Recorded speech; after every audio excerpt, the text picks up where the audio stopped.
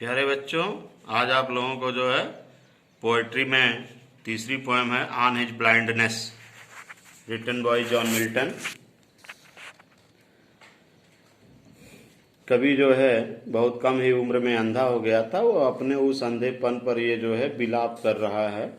तो ये लॉमेंट है उसकी, और उस पर किस तरह से जो है लिख रहा है और किस तरह अपना जो है पश्चाताप कर रहा है।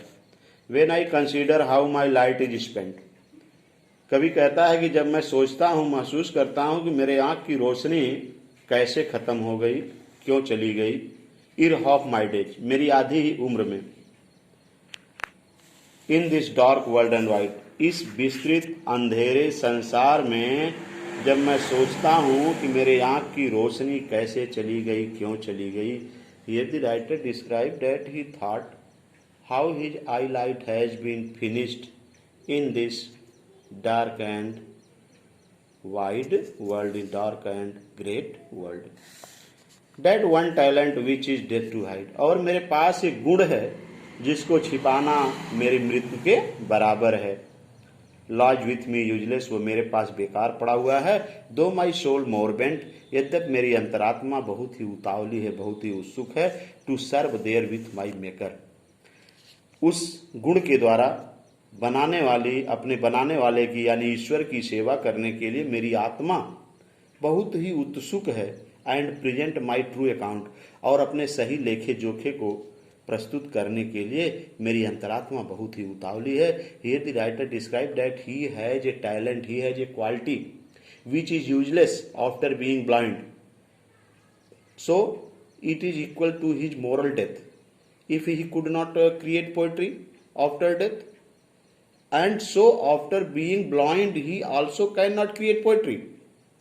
So he says that it is equal to his death, and that talent is useless to him, though his soul is more keen, he is more desirous to serve the God by that talent, and also he want to present his true reckoning after death,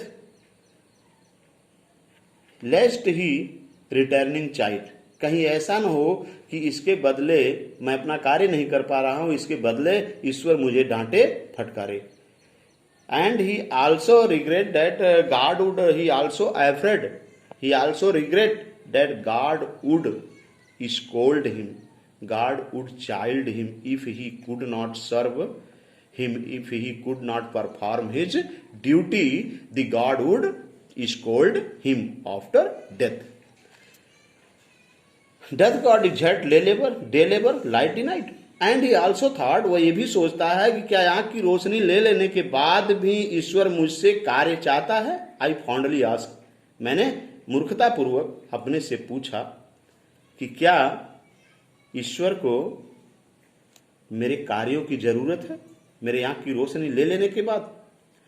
He also foolishly asked himself, that God need our work after taking away eyelight of my eyes.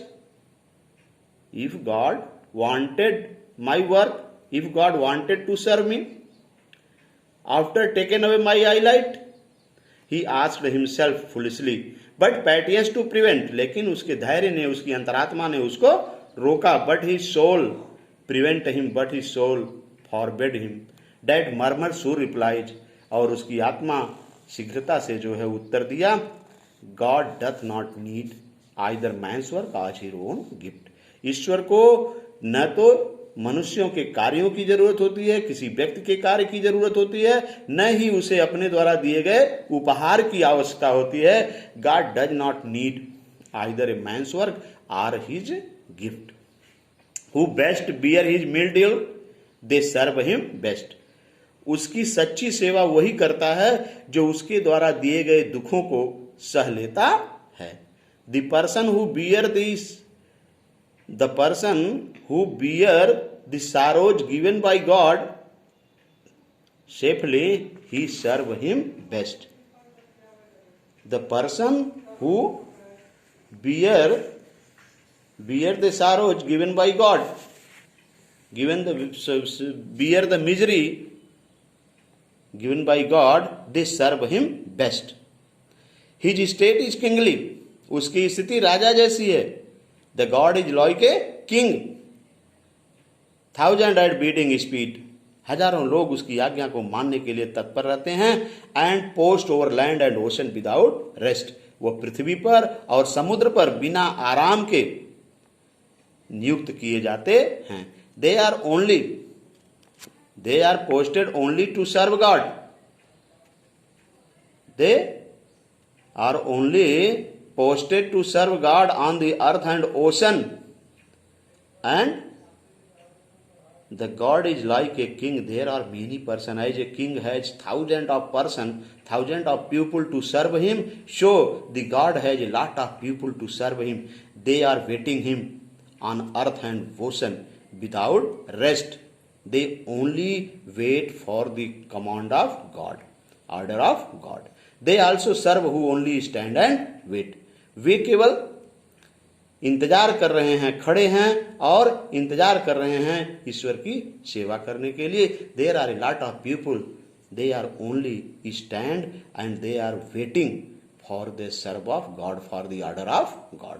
वे ईश्वर के आदेश, उसकी सेवा करने के लिए ही हमेशा जो है उसका इंतजार कर रहे हैं और हर जगह पोस्टेड हैं. ओशन हो, चाहे समुद्र हो या पृथ्वी हो, वो हर जगह ईश्वर की आज्ञा का पालन करने के लिए तैयार रहते हैं, हर क्षण तत्पर रहते हैं. किसी एक व्यक्ति के कार्यों की ईश्वर को आवश्यकता नहीं होती है. तो इसको आप पढ़ लीजिएगा. जहां न समझ में आया होगा फिर बता देंगे, पूछ लेना.